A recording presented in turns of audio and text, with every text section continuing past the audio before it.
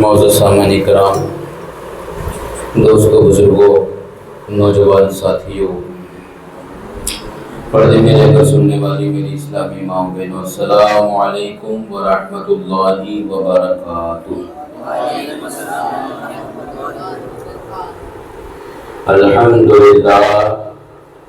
الحمدللہ رب العالمین والعاقبۃ للمتقین والصلاة والسلام على سید الانبیاء والمرسلین، اما بعد فاعوذ باللہ من الشیطان الرجیم، بسم اللہ الرحمن الرحیم، اقرأ باسم ربک الذی خلق، صدق اللہ المولانا العظیم، وبلغنا رسوله النبی الامین المکین المعین المختار الکریم، ونحن على ذلك لمن الشاهدین والشاکرین والذاکرین والحامدین والحمد للہ رب العالمین۔ آئیے کچھ عرض و معروف سے خبر اہل سنت والجماعت کے عظیم و قدیم قانون اور دستور کے مطابق ہم اور آپ سب مل کر اپنے پیارے آقا جناب پاک احمد مجتبی محمد مصطفیٰ ارواح نافلہ صلی اللہ تعالی علیہ وسلم کی مقدس اور عالی بارگاہ میں اپنی غلامی کا ثبوت پیش کریں اور جھوم کر کے پڑھیے اللہم صلی علی سیدنا مولانا محمد معدن الجود والکرم وآلہ وبارک وسلم صلاۃ و سلام علیک یا رسول اللہ صلی اللہ علیہ وسلم۔ نبی اور آل نبی پر ایک اور مرتبہ مچل کر درود پاک پڑھ دے۔ صلی اللہ علیہ نبی الامی وآلہ صلی اللہ علیہ وسلم، صلاۃ و سلام دائما علیک یا رسول اللہ صلی اللہ علیہ وسلم۔ ایک مرتبہ جی لگا کر درود پاک سنا دیں۔ اللہ رب محمد صلی اللہ علیہ وسلم، نحن عباد محمد صلی اللہ علیہ وسلم، صلاۃ و سلام دائما علیک یا سیدی یا سندی یا رسول اللہ صلی اللہ تعالی علیہ وسلم۔ پیارے آقا صلی اللہ علیہ وسلم کے پیارے دیوانوں، ادھر ادھر کی بات نہ کرتے ہوئے، نہ کوئی تمہید نہ کوئی اور چیز، بس سیدھے اپنی گفتگو کی طرف میں آپ کو لے کر کے آگے چلوں۔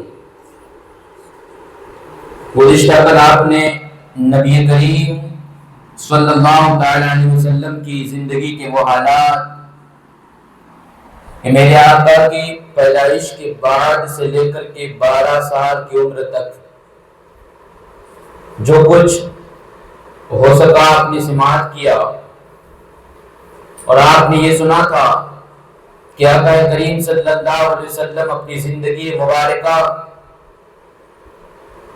کہ ایام جس طرح گزارتے تھے، لوگ آپ کے شب و روز کو دیکھتے تھے، یہاں تک کہ آپ کا نام صادق و امین پڑ گیا۔ صادق کا معنی سچا اور امین کا معنی امانت دار۔ صادق پڑ گیا، امین پڑ گیا۔ لوگ جب بھی پوچھا جاتا کہ پورے مکہ کے اندر سب سے زیادہ صادق، سب سے زیادہ سچا کون ہے، تو پہلے نمبر پر میرے آقا علیہ السلام کا نام آ جایا کرتا تھا۔ پوچھا جاتا کہ سب سے زیادہ امانت دار یعنی امانتوں کو رکھنے والا کون ہے، تو فرسٹ نمبر پر آقا کریم صلی اللہ علیہ وسلم کا نام آ جایا کرتا تھا۔ یہ آپ کی زندگی کے مبارک ایام تھے، مقدس زندگی گزر رہی تھی، اور آپ نے گزشتہ کل یہ بھی سنا کہ میرے آقا کریم صلی اللہ علیہ وسلم کے والدین چونکہ وفات پا چکے تھے، اسی لیے آپ کی جب عمر مبارکہ 8 سال کی ہوئی تو آپ کے دادا کے ہاں جہاں آپ کی پرورش ہو رہی تھی وہ بھی 8 سال کی عمر میں چلے گئے۔ ان کے بعد میرے نبی کریم صلی اللہ علیہ وسلم کی پرورش کی ذمہ داری چچا ابو طالب کے ہاتھ آئی، اور چچا نے بھی خاطرداری کرنے کے اندر، سنبھالنے کے اندر کوئی کسر باقی نہ چھوڑی تھی۔ اور چونکہ چچا ایک کاروباری شخص تھے، ان کا تجارت کا کام تھا، کپڑا لے کر کے بیچنا یہ ان کا کاروبار تھا۔ ملک شام جاتے، یمن جاتے، بصرہ جاتے، ان الگ الگ شہروں کا، الگ الگ ممالک کا دورہ کر کے کاروبار کیا کرتے تھے، کپڑے کا ادھر سے لیتے ادھر بیچتے۔ یہ آپ کا کاروبار تھا، اور آپ کے کاروبار میں خود میرے آقا کریم صلی اللہ علیہ وسلم بھی سفر فرمایا کرتے تھے۔ اور ایک سفر کے حوالے سے گزشتہ کل آپ نے سنا کہ چچا کے ساتھ گئے تھے تو ایک عیسائی عالم سے ملاقات ہوئی، اس نے میرے آقا کریم صلی اللہ علیہ وسلم کے چہرے انور کو دیکھ کر کے آپ کے بیٹھنے اٹھنے، آپ کو سر سے لے کر پیر تک دیکھنے کے بعد اس نے بتا دیا کہ یہ کوئی عام شخص نہیں ہے، بلکہ انقریب جو بندہ نبی آخر الزماں ہونے کا اعلان کرے گا، یہ ساری نشانیاں ان کے اندر موجود ہیں۔ اب مکہ شریف کے اندر ایک خاتون جس کا نام خدیجہ بتایا جاتا ہے، یہ بڑی پارسا خاتون تھی، بڑی طاہرہ خاتون تھی، بڑی نیکوکار تھی، اور امیر اتنی تھی کہ آج کل کے امیروں کا ان کے سامنے کچھ نہیں آتا، اتنی بڑی امیرہ تھی۔ بڑے بڑے آج کل کے امبانی وغیرہ کے، وہ کوئی ان کے آگے کچھ نہیں تھی۔ میں آپ کو بتاؤں، جب میرے آقا کریم صلی اللہ علیہ وسلم سے شادی ہوئی تھی نا حضرت خدیجہ کی، اس وقت حضور کے قدم مبارکہ کے اوپر اتنا مال ڈال دیا تھا، سونا اتنا رکھ دیا تھا کہ بیچ میں سونے کا ایک انبار رکھ دیا کہ سونے کے انبار کے اس طرف اگر کوئی آدمی کھڑا رہتا تھا تو نظر نہیں آتا تھا، اتنا مال اور اتنی دولت کی مالکہ تھی حضرت خدیجہ رضی اللہ تعالی عنہا۔ انہوں نے سوچا کہ میرا اتنا مال قافلوں کے ذریعے سے ملک شام جاتا ہے، یمن جاتا ہے، اور جن لوگوں کے سپرد کر کے مال کو میں بھیجا کرتی ہوں وہ کہیں نہ کہیں راستے میں مال کے ادھر کا ادھر کر کے آپس میں بیچ دیا کرتے ہیں اور میرے ساتھ دھوکا کرتے ہیں۔ حضرت خدیجہ نے دیکھا کہ کوئی ایسا اچھا انسان مل جائے جو وفادار ہو، امانت دار ہو، جس کے ذریعے سے میں مال بھیجوں، چونکہ کل تک جس کے ساتھ بھیجا کرتی تھی حضرت خدیجہ وہ دھوکا کرتے تھے، اور دھوکا کرنے کے ساتھ ساتھ جو بیچا جاتا تھا مال اس سے دگنا فائدہ بھی لیتے تھے، بہت کچھ ان کی شکایتیں تھی۔ وہ اس چیز کے انتظار میں تھی کہ کوئی ایسا بندہ مل جائے جو مال کا امین ہو، مال کو اچھی وفاداری کے ساتھ لے جائے اور لے آئے، جو بھی فائدہ ہو میں اسے اس کا انعام بھی دوں گی اور اس کا جو بھی معاوضہ طے کروں گی وہ بھی دے دوں گی۔ چنانچہ نظر دوڑتی دوڑتی آقا کریم صلی اللہ علیہ وسلم کے بارے میں بتایا گیا کہ وہ بھی جو کعبہ شریف کے سجادہ نشین ہے جناب ابو طالب، وہ جب سفر کے لیے گئے تھے تو ان کا مال لے کر کے خود حضور بھی گئے تھے۔ آقا کریم علیہ السلام کے بارے میں سنا تو انہوں نے دل کے اندر خیال کیا کاش میری بات کو منظور کر لے اور وہ اپنی نگرانی کے اندر میرا مال لے جائے، چونکہ پورے مکہ کے اندر ان جیسا سچا اور ان جیسا امانت دار کوئی نہیں ہے۔ آقا کریم کو یہ پیغام بھجوایا کہ میں تم سے کہتی ہوں کہ اگر تم میرا مال لے کر کے جاؤ گے، شام یا یمن جاؤ گے، وہاں سے بیچ مال کو بکوا کر کے واپس آؤ گے، تمہیں اور کچھ نہیں کرنا، بس مال کے اوپر نظر رکھنی ہے، لوگوں کے اوپر نظر رکھنی ہے، میرے جو آدمی لے کر کے جاتے ہیں ان پہ نظر رکھنی ہے، اور سچائی کے ساتھ آپ سچے تو ہیں، امین تو ہے، آپ بس نگرانی کریں۔ آپ کا اس کو جس طرح دوسروں کو میں جہاں 200 روپے ایک دن کے یا مال بیچنے کے دیتی تھی ان سے دگنا آپ کو دوں گی، پھر جتنی وفاداری آپ کریں گے اس سے زیادہ میں آپ کو عطا کروں گی۔ چنانچہ میرے آقا کریم صلی اللہ علیہ وسلم تک یہ بات پہنچائی گئی، حضور نے اس چیز کو منظور کر لیا، اور وقت آیا حضرت خدیجہ کا مال لے کر آقا کریم صلی اللہ علیہ وسلم ایک قافلے کے ہمراہ چلنے کی تیاری کر رہے ہیں۔ اب حضرت خدیجہ رضی اللہ تعالیٰ عنہ نے اس کا ایک غلام تھا جس کا نام کتابوں میں میسرہ بتایا گیا ہے، اپنے غلام میسرہ سے کہا میسرہ جاؤ، تم کو اور کچھ نہیں کرنا، تم کو میں جس محمد عربی کے نگرانی کے اندر اپنا مال لے کر کے بھیج رہی ہوں بس ان کی خاطر تواضع کرنی ہے، ان کا خیال کرنا ہے، کھانے پینے کے معاملات میں، ان کی ضروریات کے بارے میں یہ ساری چیزیں خیال کرنی ہے، ان کو کوئی تکلیف راستے میں نہ آئے اس چیز کا خیال کرنا ہے، اور پھر جو مال بیچے وہ سارا چیز دیکھ بھال کر کے پھر واپس تم کو آنا ہے۔ میسرہ نے کہا ٹھیک ہے، چنانچہ مال لے کر کے چلے۔ کون؟ آقا کریم صلی اللہ علیہ وسلم۔ پورا ایک قافلہ حضرت خدیجہ کا جا رہا ہے، حضور بھی چل رہے ہیں، راستے کے اندر کے نظارے، راستے کے اندر کے مناظر کتابوں کے اندر لکھا ہے۔ ایک مقام آیا، اس مقام کے اوپر ایک پادری کا گرجا تھا، یعنی کہ ایک عیسائی عالم کی خانقاہ تھی، کتابوں کے اندر لکھا ہے وہاں پہ جو ہے پڑاؤ کیا گیا، اور خانقاہ کے قریب ایک درخت تھا۔ آقا کریم صلی اللہ علیہ وسلم نے لوگوں سے کہہ دیا اپنا اپنا مال الگ الگ جگہ پہ رکھ دو، جمع کر دو، سب آرام کرو، سب اپنے اپنے حساب سے آرام کر رہے ہیں۔ حضور صلی اللہ علیہ وسلم خود ایک درخت کے نیچے جا کر کے بیٹھ گئے، لیکن ہوا ایسا آقا جہاں بیٹھے تھے وہاں پر درخت کا سایہ نہیں پڑتا تھا، لیکن حضور جیسے بیٹھے تو درخت نے اپنے آپ کو آقا کریم صلی اللہ علیہ وسلم کے سر کے اوپر سایہ کر کے وہ درخت آپ کے اوپر آ گیا۔ اب یہ سارا منظر، یہ سارا معاملہ، جس کی خانقاہ تھی وہ عیسائی راہب جس کا نام کتابوں میں نستورہ راہب بتایا جاتا ہے، نستورہ اپنی خانقاہ کے کمرے کے اندر سے ایک کھڑکی سے سارا منظر دیکھ رہا ہے۔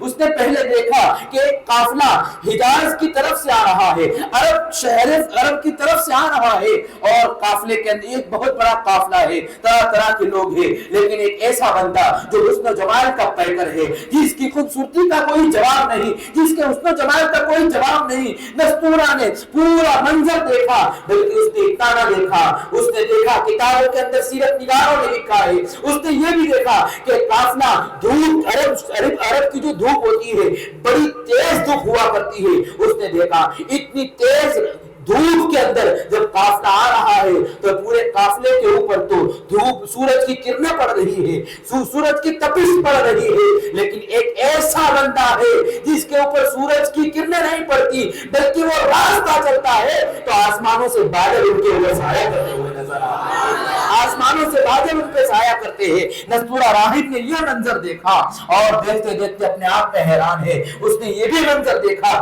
کہ وہ بندہ جس درخت کے ساتھ بیٹھا وہ درخت کا سایہ پہلے وہاں نہیں پڑتا تھا، بلکہ اس کو معلوم تھا کہ یہ تو راستہ ہے، یہاں سے تو ہزاروں قافلے آتے ہیں، ہزاروں قافلے جایا کرتے ہیں، ہر کوئی قافلہ آتا ہے، الگ الگ خیمے لگا کر کے بیٹھتے ہیں، دوسرے درختوں کے نیچے بیٹھتے ہیں، لیکن یہ وہ درخت ہے جس درخت کے نیچے آج تک کوئی نہیں بیٹھا۔ پتا نہیں چلتا یہ کون ہستی ہے، پتا نہیں چلتا یہ کون ذی وقار شخصیت ہے۔ اس نے منظر تو دیکھا، لیکن ہوا ایسا کہ یہ قافلے کے ساتھ خدیجہ رضی اللہ عنہا کا جو غلام تھا میسرہ، اس کے پرانے تعلقات نستورہ راہب سے تھے، یعنی کہ یہ آپس میں دونوں دوست تھے۔ کتابوں کے اندر لکھا ہے کہ جب نستورہ راہب نے میسرہ سے دونوں کی جب ملاقات ہوئی، دونوں ماہر گفتگو ہوئے اور بات چیت کے اندر راہب نے پوچھا میسرہ ذرا بتاؤ نا، تم قافلہ لے کر کے اکثر و بیشتر آیا کرتے ہو، لیکن آج تم جو قافلہ لے کر کے آئے نا اس کا منظر ایک الگ دیکھا کہ تمہارے قافلے کے اندر ایک شخص ہے، وہ دیکھو سامنے درخت کے نیچے بیٹھا ہے، اتنا حسین، اتنا جمیل، اتنا خوبصورت، اتنا حسن و جمال کا پیکر کہ میری آنکھوں نے ایسا تو کبھی نہیں دیکھا۔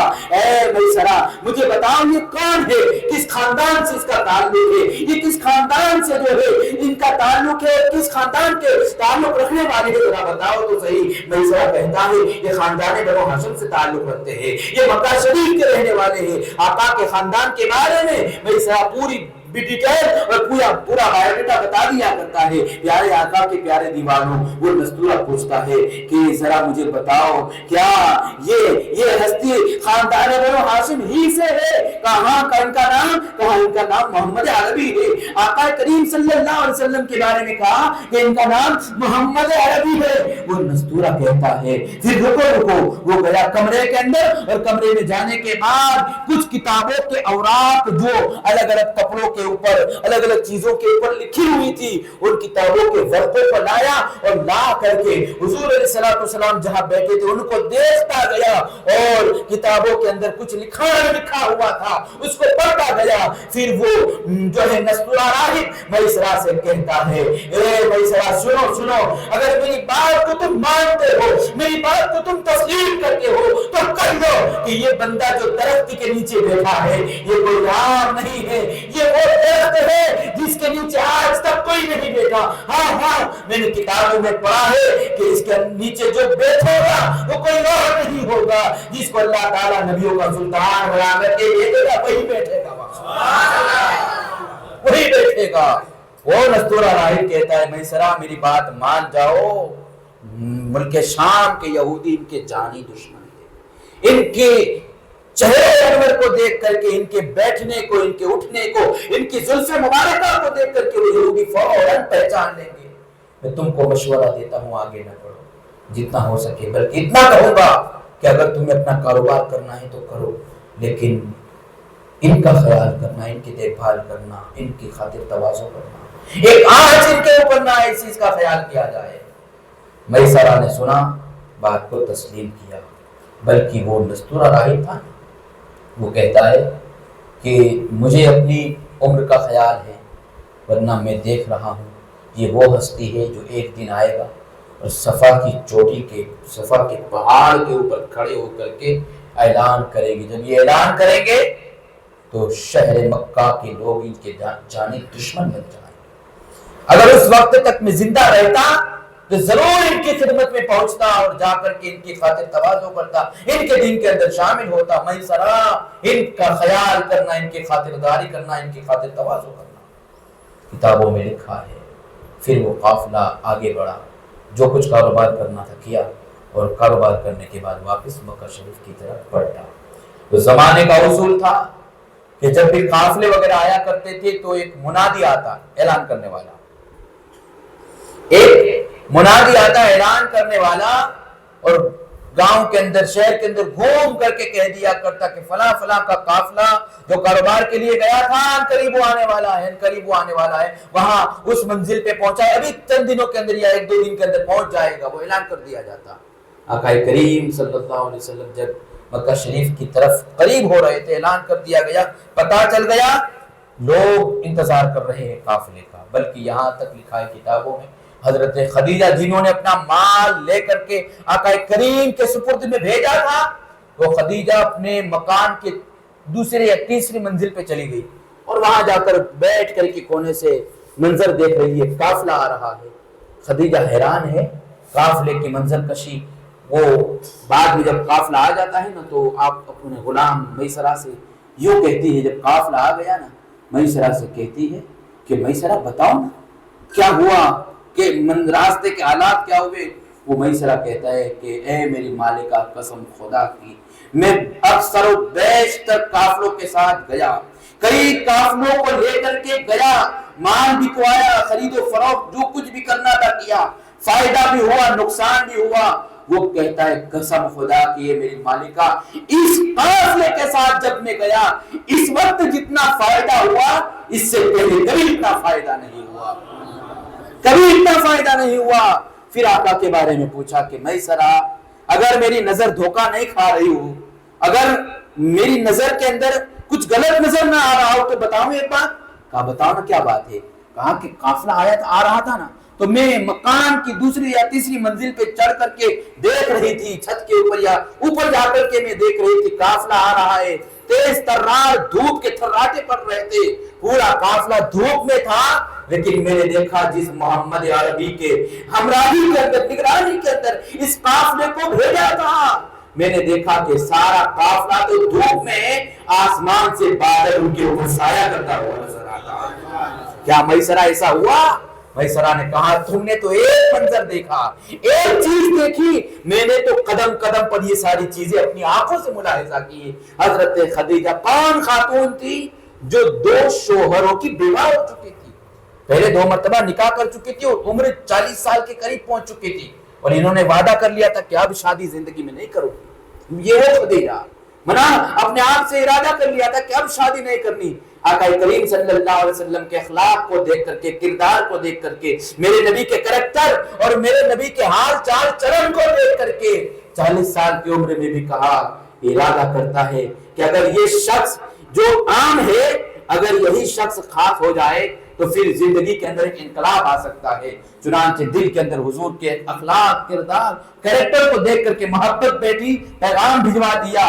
जब पैगाम भिजवाया, आका ने कहा कि इस बात के हवाले से अपने चचा से मैं मशवरा ले लूं, चचा क्या कहते हैं, इसके ऊपर अमल किया जाएगा। चचा ने कहा बेटी ये तुम्हारी इच्छा, तुम्हारी मर्जी, अगर चाहो तो मंजूर कर सकते हो। चुनांचे इस चीज को मंजूर कर लिया गया, पैगाम को मंजूर कर लिया, और मेरे आका करीम सल्लल्लाहु अलैहि वसल्लम की उम्र मुबारका 25 बरस की हुई। हजरत खदीजा की उम्र मुबारका कहते हैं 40 साल की हुई। आका ने उनसे निकाह किया। हजरत जनाब अबू तालिब ने जो है निकाह का खुतबा पढ़ा। हजरत खदीजा की तरफ से उनके चचाजाद भाई वर्का बिन नौफल जो थे वो खुतबा पढ़ते हैं, निकाह का खुतबा। और उस जमाने के जो रिवाजात, जो रस्मात मनाए जाते थे, उस हिसाब से ये शादी हुई। अंदाजा करें प्यारे आका के प्यारे दीवानों, हमारे आका की जिंदगी का मुताला करो, हुजूर के कैरेक्टर और हुजूर के अखलाक को आप देखें। आका ने 25 साल की उम्र में शादी की, लेकिन देखें ना आप सीरत की सारी किताबों को, गुजराती में भी लगभग किताबें मिल जाती हैं, आप मंगवा लें। अगर नहीं किताबें नहीं मंगवा सकते तो आज यूट्यूब भरा पड़ा है, सुन्नी आलिम की तकरीर को डाउनलोड करके आप सुन सकते हैं। हुजूर ने शादी की ना तो हुजूर ने शादी सादी की, समझे, हुजूर ने शादी जो की वो सादे अंदाज में की। मतलब ये चंद लोग थे, चचा थे, खानदान के कुछ लोग, उधर से खानदान के कुछ लोग, बस निकाह हो गया, बात खत्म। इसी चीज को हम आका से मोहब्बत करते हैं, आका के गुलाम है। आका की शादी कैसी हो रही है और आज हमारे यहाँ क्या हाल है। आज अंदाजा करें, आज ये कहूं तो गलत नहीं कि घरों के अंदर 25-25, 30-30 साल की जवान बच्चियां बैठी है। क्यों? बाप गरीब है, बाप के पास इतनी दौलत, इतनी रकम है नहीं कि बाप जो है बेटी का या बेटे की शादी के लिए तैयारी करे। इतना पैसा नहीं है, करता अगर करता है तब भी इधर से कर्जा उधर से कर्जा, चारों तरफ हाथ मार मार करके कर्जा करके शादी की जो है रसूमात को अंजाम देता है। वजह क्या है यार? इस्लाम में जितनी शादी सस्ती है ना, किसी और मजहब में इतनी सस्ती नहीं है शादी। अंदाजा करें इस चीज का। आज हमारे हालात, हमारे मुआशरे के जो है नजरियात किस तरफ ले जा रहे हैं, हर एक को उसके ऊपर आंख खोलने की जरूरत है। हर कोई अपने घर से शुरुआत करे ना भाई, कि भाई मैं शादी करूंगा, बेटा या बेटी जिसकी भी मैं शादी करूंगा, शरीयत मुताहिरा के उसूल के मुताबिक अपने बच्चे की शादी करूंगा। शरीयत के उसूल यही है कि भाई ऐसा नहीं कि ये जो हमारे यहाँ रसूमात है, आज एक शादी के लिए मंडप लगाया जाता है, अल्लाह की पनाह, मुझे अफसोस हो रहा है, मंडप डालने से पहले खड्डा खोदा जाता है और खड्डे के अंदर कुछ चीजें दफनाई जाती है। आज भी हमारे शहर के अंदर ये चीज राइट नजर आती है। मेरे प्यारे, कहाँ जा रहा है हमारे माशरा? किस हिसाब से हम अपने आप को मुसलमान कहते हैं? हुजूर की जिंदगी का मुताला करें, पूरी जिंदगी को देखें आप मेरे आका की। 11 शादियां हुई मेरे आका ने अपने लफ्ते जिगर की शादी की। और हुजूर के बाद हुजूर के सहाबा की जिंदगियों को देखे। हजरत सैयदना अब्दुल्ला, जिनका नाम असवद बताया जाता है, अब्दुल्ला नाम था और चूंकि हबशी गुलाम थे और इस बुनियाद पर इनका नाम असवद पड़ गया था। एक निकाह के अंदर आका करीम सल्लल्लाहु अलैहि वसल्लम के साथ है और जिसका निकाह था वो मुकम्मल हो गया ना, तो मेरे आका ने मजाक किया, असवद तुमको निकाह नहीं करनी? क्या कहा? असवद तुमको निकाह नहीं करनी? हजरत असवद की आंखों से आंसू निकल पड़े। या रसूल अल्लाह, कहां मदीना शरीफ की खूबसूरत खवातीन औरतें और कहां मुझ जैसा हबश का काला गुलाम, मुझे मदीना शरीफ की कौन लड़की देगा? मैं कैसे निकाह करूं? और मैं तो गुलाम हूं, मेरे पास न मकान है, न रहने के लिए मकान है, न इतने कोई माल है, न दौलत है, कुछ नहीं है। आका कैसे करूं? मेरे आका ने फरमाया असवद घबराओ नहीं, रो मत। आका ने तसल्ली दी, मेरे आका ने तसल्ली दी, सुकून के अल्फाज इरशाद फरमाए और कहा कि कल दोपहर के वक्त आना मेरे पास, जिसका नाम दो उसके घर पे जाना। चुनांचे दूसरा दिन हुआ, ये बात आई तो मैं बता रहा हूँ, सीरत के आका करीम की जिंदगी की बात जब आई तो चूंकि मुझे उस तरफ अभी आपको ले जाना है, नुज़ूल वही की तरफ, लेकिन बात आ गई तो मैं बताऊं कि शादियां कितनी सस्ती थी और कैसे अंदाज में हमारे इस्लाफ किया करते थे। आका ने कहा कि दोपहर के वक्त आना। हजरत असवद गए, आका ने कुछ रकम दी, कुछ पैसे दी, कहा जाओ शादी की खरीदो फरोख्त करो। हजरत असवद शादी की, बल्कि मेरे आका ने फरमाया कि फलां बंदे के घर पे जाओ और जाकर के मेरा नाम दो कि आका ने मुझे भेजा है, तुम्हारी बेटी का पैगाम लेकर के मैं आया हूँ। हजरत असवद दोपहर के वक्त सहाबी रसूल के घर पे पहुंचे, दरवाजा खटखटाया, और दोपहर का वक्त ऐसा होता था कि दोपहर के वक्त बाजार में बिल्कुल सन्नाटा होता, मोहल्लों में सन्नाटा होता। क्यों? क्योंकि उस वक्त मुसलमानों का एक माहौल ऐसा था कि रात भर नवाफिल पढ़ते, जिक्र अस्कार करते और दिन में रोजा रखते, मजदूरी भी करते, रोजा भी रखते। दोपहर के वक्त वो आराम किया करते थे। कैलुल्लाह शरीफ जो मेरे आका की सुन्नत है उस पे अमल करते, आराम किया करते थे। तो मोहल्ले में दोपहर के वक्त तो कोई नजर नहीं आता था। हजरत असवद जहां का एड्रेस दिया था वहां पहुंचे, दरवाजे पे दस्तक दी, अंदर से जवाब दिया, कौन? कहा असवद। वो सोच में पड़ गए, घर के जो मालिक थे। कहा कि दोपहर के वक्त तो कोई आता नहीं, हो सकता है कोई मुसीबत हो या कहीं ऐसा तो नहीं जंग के लिए आका का हुक्म आया हो। फौरन दरवाजा खोला, साहिब खाना बाहर निकले, पूछा क्या बात है असवद, इस वक्त क्या बात है? कहा कि हुजूर ने भेजा है। कहा क्या बात, किस लिए? कहा हुजूर ने भेजा है। कहा किस लिए? कहा कि तुम्हारी बेटी के पैगाम के लिए। अब पहली ही बात में उन्होंने कहा कि तुम्हारे बेटी का पैगाम लेकर के आया हूं और हुजूर ने भेजा है। जब इन्होंने सुना ना साहिब खाना ने, तो दिल के अंदर ये ख्याल आया कि हुजूर ने अपने लिए रिश्ता भेजा होगा, आका ने अपने लिए रिश्ते की मांग की होगी। तो दिल के अंदर एक अलग खुशी थी। लेकिन फिर पूछा किसके लिए, किसके लिए? 3 मरतबा पूछा तो फरमाया कि हुजूर ने मेरे लिए आपकी बेटी का हाथ मांगने आया हूं। अब वो इस तरह हाथ मांगा करते थे, यूं मंगनियां होती थी। आज हमारे यहाँ जब तक 200-500 औरतों को या खानदान वालों को लेकर के नहीं जाते तब तक मंगनी नहीं होती। ये हाल है हमारे यहाँ। वो माहौल के साथ आज का माहौल कैसा है, अल्लाह की पनाह। हजरत असवद ने कहा कि मैं अपने लिए रिश्ते की मांग करने के लिए आपकी बेटी का हाथ मांगने आया हूं। तो पहले दिल के अंदर ख्याल आया कि भाई अगर डायरेक्ट मंजूर कर लूंगा और अंदर से बेटी ने मना कर दिया कि मुझे रिश्ता मंजूर नहीं, तो फिर क्या करूंगा? और अगर कहा कि यहां मना कर देता हूं कि नहीं ये नहीं हो सकता, तो फिर हुजूर की बात का इनकार हो जाएगा। आका की बात का इनकार करना तो इस्लाम से बाहर निकलना हो जाएगा। करूं तो क्या करूं? बस सोचो विचार में थे, अचानक पीछे से नरम नरम हाथ पुश्त पे लगा। कहा अब्बा हुजूर डरिए मत, घबराइए मत, सोचिए मत कि आपकी बेटी क्या कहेगी। उन बेटियों को भी सलाम। वो कहती है कि घबराइए मत, डरिए मत कि आपकी बेटी के दिल में क्या होगा कि हबशी गुलाम के साथ रिश्ता तय कर लिया। ये ना सोचिए, बल्कि ये सोचिए कि रिश्ता भेजने वाला कौन है, रिश्ता किसने भेजा है, उस तरफ देखा। मेरे अब्बा घबराइए नहीं, जब अल्लाह के रसूल ने भेजा है पैगाम तो मुझे यकीन है कि उनके सदके में अल्लाह ताला रिश्ते के अंदर बेपनाह बरकतें अता फरमाएगा। ये माहौल था और ये हालात थे। कहा भाई मंजूर है, हमने बात को तय कर लिया, चले हुजूर की बारगाह में हाजिर। कहा या रसूलल्लाह, मुझ पहले वहां रो रहे थे, आज मुस्कुराते हुए हंसते हुए आ रहे। या रसूलल्लाह बड़ा गजब हो गया, आपने फरमाया और मना भी नहीं किया, कुछ भी इधर उधर मशवरा भी नहीं, फौरन कबूल कर लिया। आका ने फरमाया लो असवद जाओ बाजार से जो है शादी की खरीदी कर लो, जाओ बाजार से खरीदी कर लो। वो खरीदी करने के लिए कपड़ा खरीदने के लिए दुकान पे पहुंचे। वहां दुकान पे से कपड़ा खरीद करके बस बाहर निकले थे, अचानक बाजार के अंदर एक निदा देने वाले ने, एक आवाज लगाने वाले ने आवाज लगाई, ओ मुसलमानों कहां अपने कारोबार में गुम हो गए हो, चलो ओहद के मैदान में नबी आखिर ज़मां का हुक्म आ गया है कि कुफार अपनी सफों को बांध बांध करके मैदान ओहद में पहुंच चुके हैं। मुसलमानों सब छोड़ो दुनिया की चीजों को और मैदान ओहद में पहुंचो। यही असवद है जो दुकान से नीचे उतर करके जा रहे थे, कानों में आवाज आई। किसकी आवाज? वो मुनादी निदा जो दे रहा था, वो आवाज लगा रहा था, उसकी आवाज आई। आवाज ये थी कि मुसलमानों को जो है मैदान ओहद में जाने का हुक्म आ गया है। इनके लिए ये हुक्म नहीं था, क्योंकि हुजूर ने इनको तो शादी की तैयारी की इजाजत दे दी थी। असवद चाहते तो कपड़ा खरीदते, निकाह करते, सब कुछ कर सकते थे, मना नहीं था। लेकिन इन्होंने सोचा कि शादी तो होती रहेगी, आज अल्लाह के खातिर मैदान जंग में जाने का हुक्म आ गया है। एक बार भी नहीं सोचा, फौरन वापस पलटे, दुकान में गए, कहा कि बस कपड़े रखो, पैसे दे दो मुझे वापस। कपड़े दे दिए, पैसे लिए, फिर दूसरी दुकान में गए, तलवार खरीदी, भाला خریدا؟ جنگی سامان خریدا اور پھر گھر پہ نہیں گئے، حضور کے پاس نہیں گئے، سیدھے میدان احد میں پہنچ گئے۔ کون؟ حضرت اسود میدان احد میں پہنچے۔ ابھی یا تو شادی کی تیاریاں کرنی تھی لیکن جنگ کے لیے میدان میں پہنچے۔ جنگ احد ایک بڑی جنگ ہے، بس اتنا کہوں میدان جنگ میں مسلمان اور کفاروں کے بیچ میں ایک گھماسان کی لڑائی ہوئی، کفار اور مسلمانوں کے بیچ میں۔ بعد میں جب شہیدوں کے لاشوں کو جمع کیا جا رہا تھا، آقا کریم کا چہرہ انور غم زدہ ہے،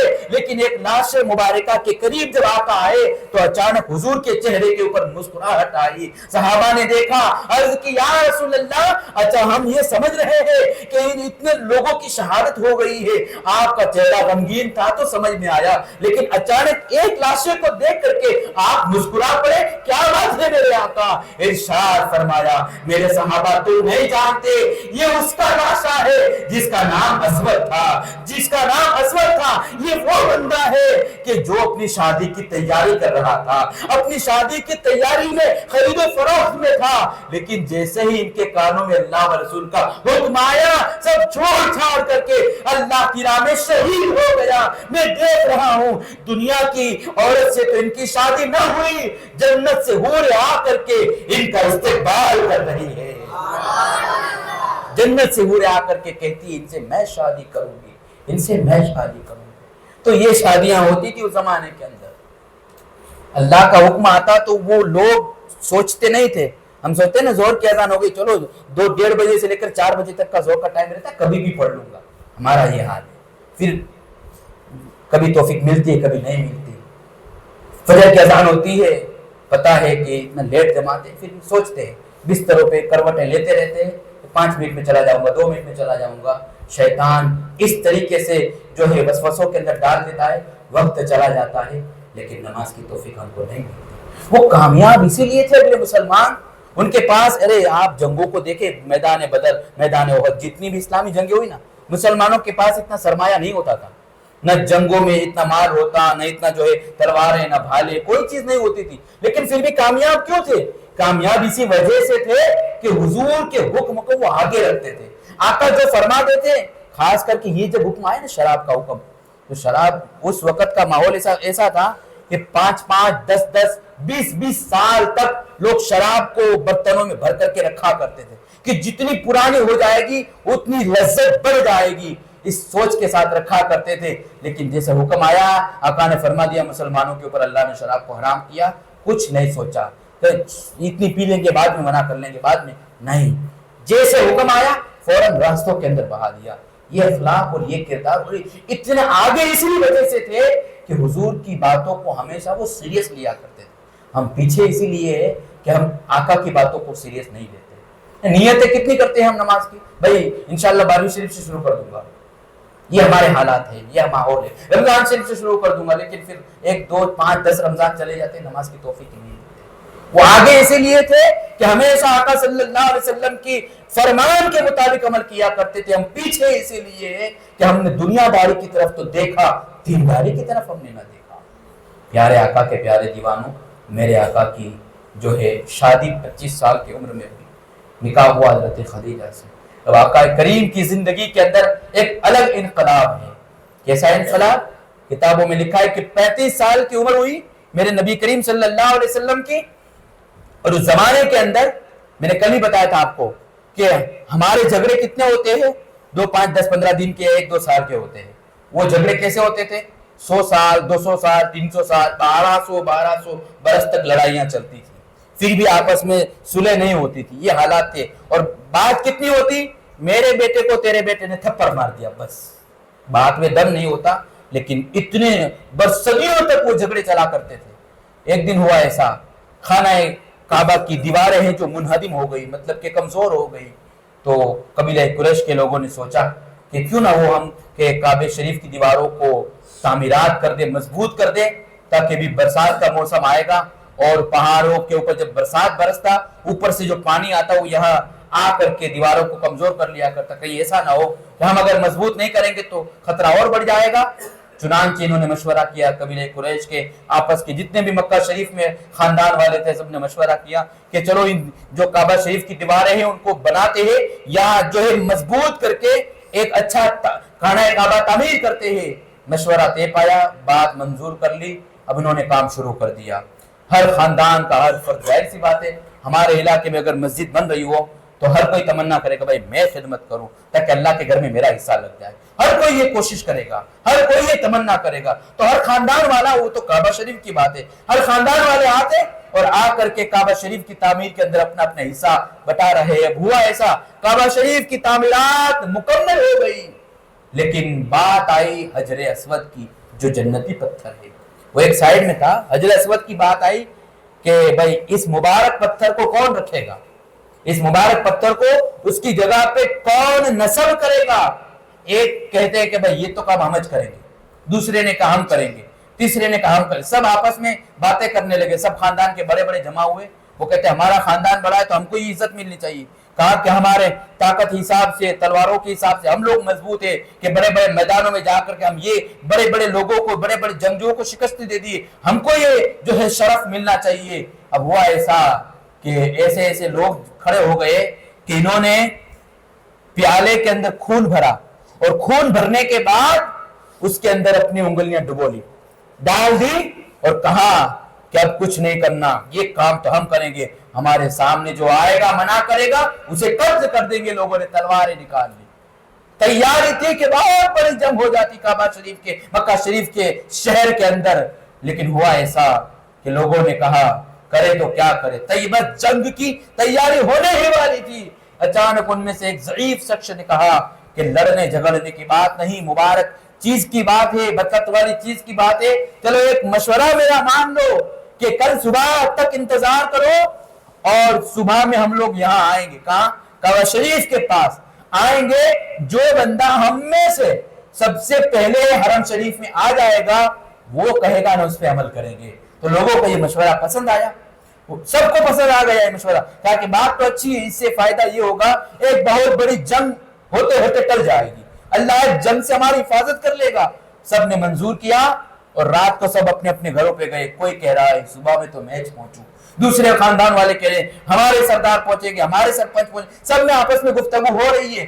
لیکن جب صبح ہوئی نے کیا دیکھا، سب دوڑ کر کے کعبہ شریف کی طرف آئے، حرم شریف میں بھی پہنچے تھے۔ لوگوں نے دیکھا سب سے پہلے جو ہستی پہنچی تھی وہ کوئی اور نہیں، میرے اور آپ کے پیارے آقا سلطان اور نبیوں کے سلطان، تمام انبیاء کے تاجدار حضور احمد مصطفیٰ محمد مصطفیٰ صلی اللہ علیہ وسلم کی ذات تھی، یعنی ہمارے آقا پہنچے ہوئے تھے۔ سب نے حضور کو دیکھا تو سب کی آنکھیں ٹھنڈی ہو گئی، کہا یہ تو وہی ہے نا کہ جو کبھی جھوٹ نہیں بولتے، جو کبھی امانت میں خیانت نہیں کرتے اور بڑے بڑے جھگڑوں کے بیچ میں یہ سمادھان کرتے ہیں، یہ جو کریں گے ان کی باتوں کو ہم تسلیم کریں گے۔ کیونکہ آقا کی پوری زندگی کو، 40 سالہ زندگی کو، 35 سالہ زندگی کو انہوں نے دیکھا تھا کہ حضور کیسے رہتے، کیسے بات چیت کرتے، حضور مطلب صبح شام کیسا، سب کچھ دیکھا تھا۔ اور اس بات پہ سب اپنی جان سے، اپنے دلوں سے آقا پہ فدا تھے۔ حضور کو دیکھا تو سب کی آنکھیں ٹھنڈی ہو گئی، ہر کوئی کہنے لگا، ہر قبیلہ والا کہنے لگا جو بھی فیصلہ ہوگا اچھا کریں گے، یہ غلط فیصلہ بھی نہیں کریں گے۔ سب نے منظور کر لیا۔ آقا نے فرمایا سب کو ٹھیک ہے منظور ہے؟ کہا ہاں۔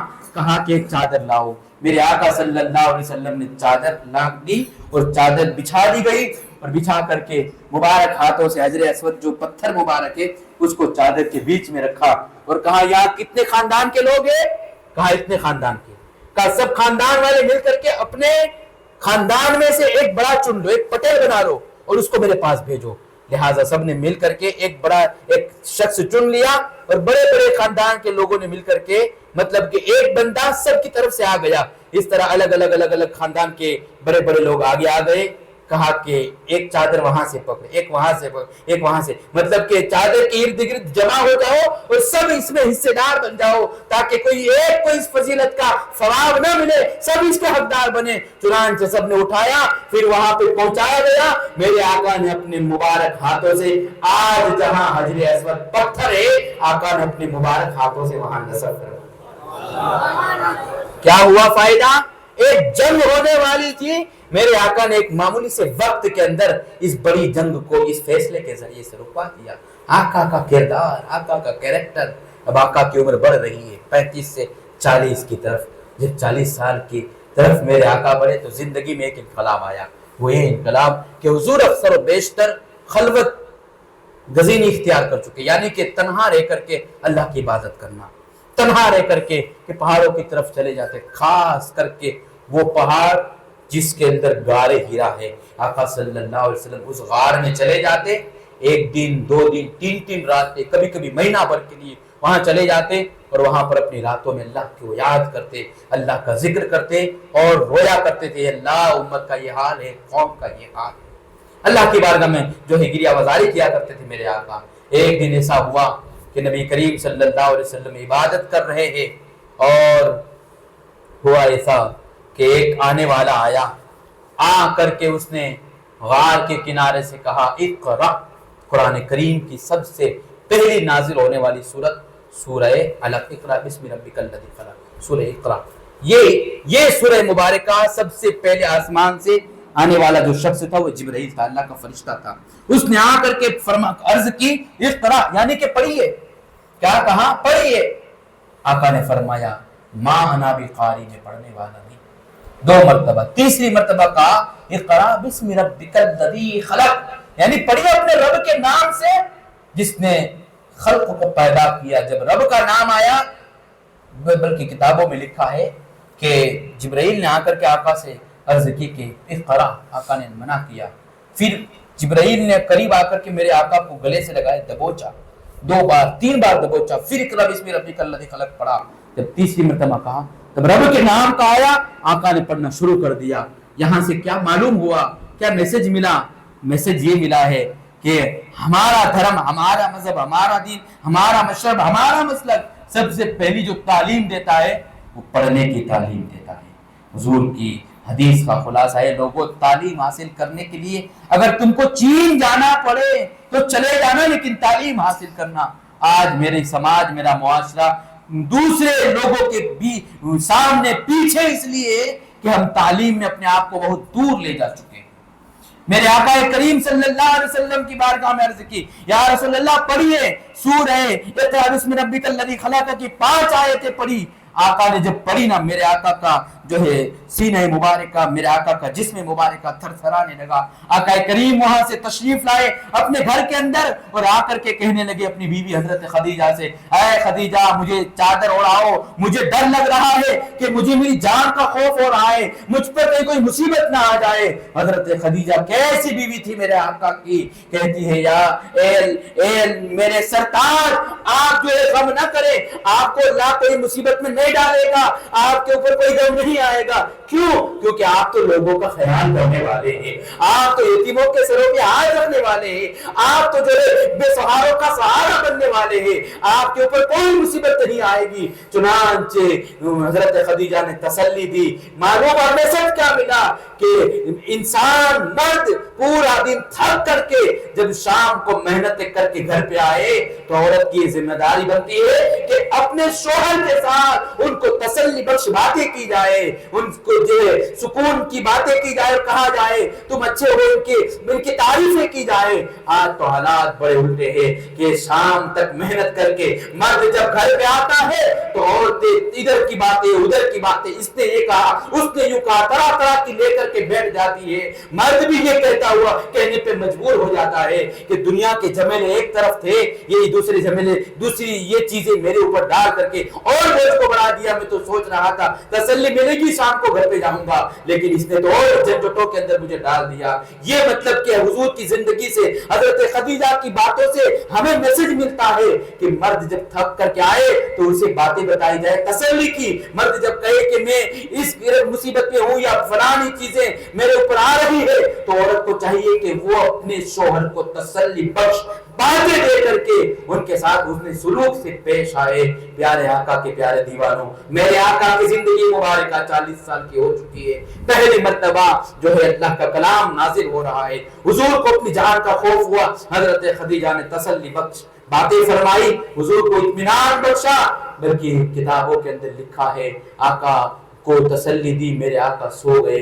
حضرت خدیجہ رضی اللہ تعالیٰ عنہ آقا کی خدمت میں رہتی، حضور علیہ السلام سوچ رہے ہیں، آقا بچار کر رہے ہیں، اچانک یہ مطلب کہ زندگی کے اندر بدلاؤ۔ حقیقت میں بات یہ تھی قرآن کریم کی ابتدائی آیتیں نازل ہوئی تھی، اب دوسری جو جتنی بھی کتابیں ہم پڑھتے ہیں نا وہ کتابیں کسی آدمی کی لکھی ہوئی، کسی انسان کی لکھی ہوئی، کسی جو ہے سنستھا کی طرف سے ہوتی ہے، لیکن قرآن کریم وہ کلام ہے جو کسی انسان کا لکھا ہوا نہیں، اللہ تعالیٰ کا بھیجا ہوا کلام ہے، آسمانوں سے آئی ہوئی کتاب ہے۔ رب فرماتا ہے ذالک الکتاب لا ریب فیہ، یہ وہ کتاب ہے جس میں شک کی کوئی گنجائش ہی نہیں ہے۔ قرآن ایسی کتاب ہے پیارے، اللہ نے مجھے آپ کو یہ تحفہ دیا ہے، اس تحفے کا ہم نے کیا خیال کیا؟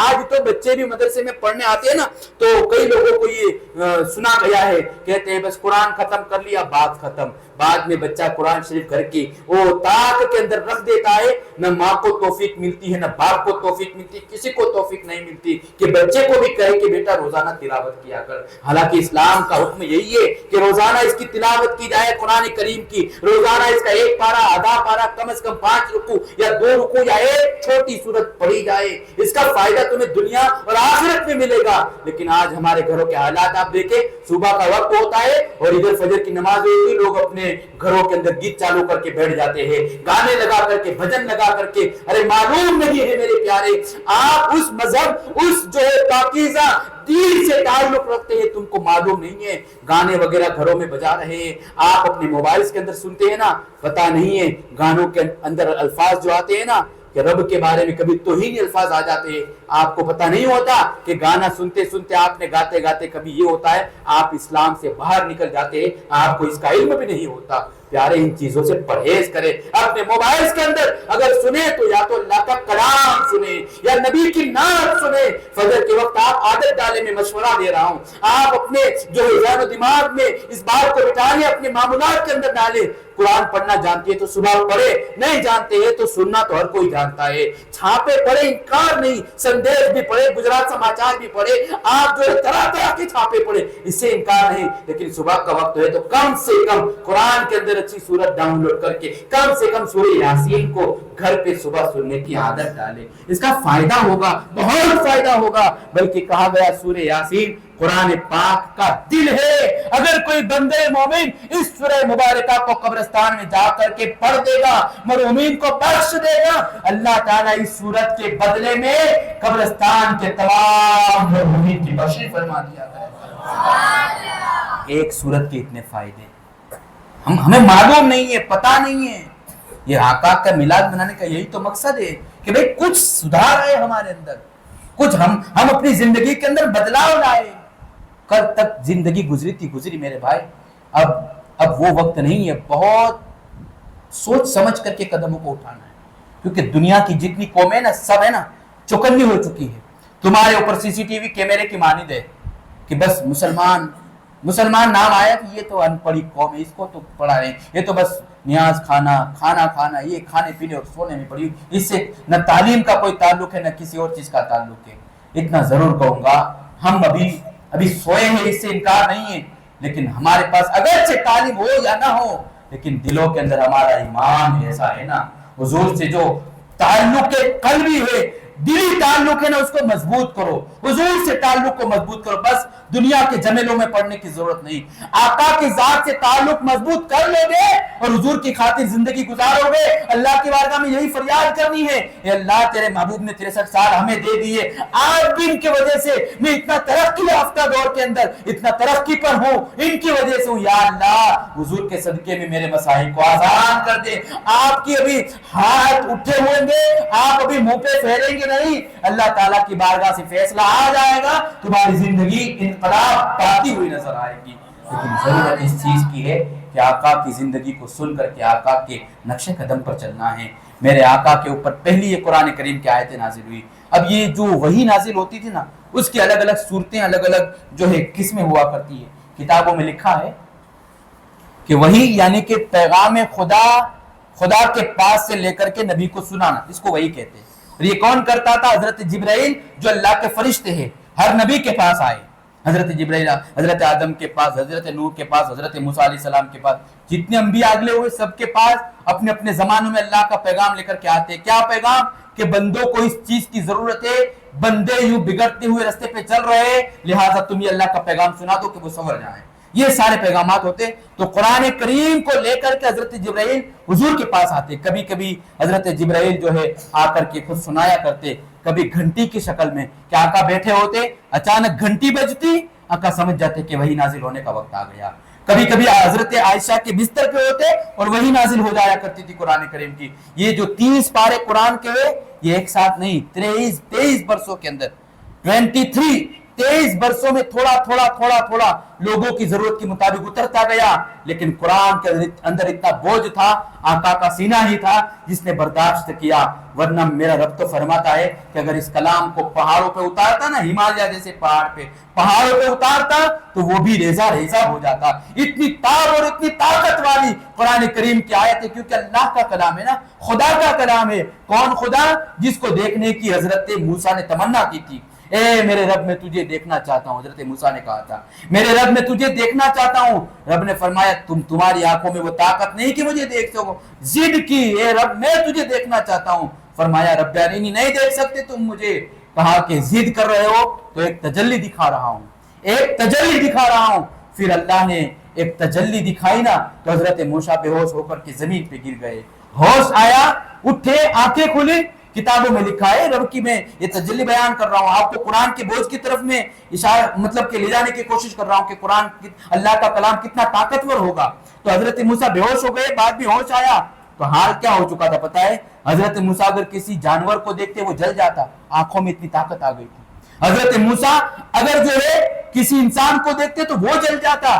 اللہ کی بارگاہ میں فریاد کی, مولا اب اتنی طاقت آ گئی کہ جس کو دیکھتا ہوں جل کر خاک ہو جاتا ہے, کیا کروں؟ کہا کہ ایک ہاتھ بند کر لو, ایک پہ پردہ کر لو, ایک سے کام لو. کہا کہ ایسا کرتے تو بھی یہی حال تھا.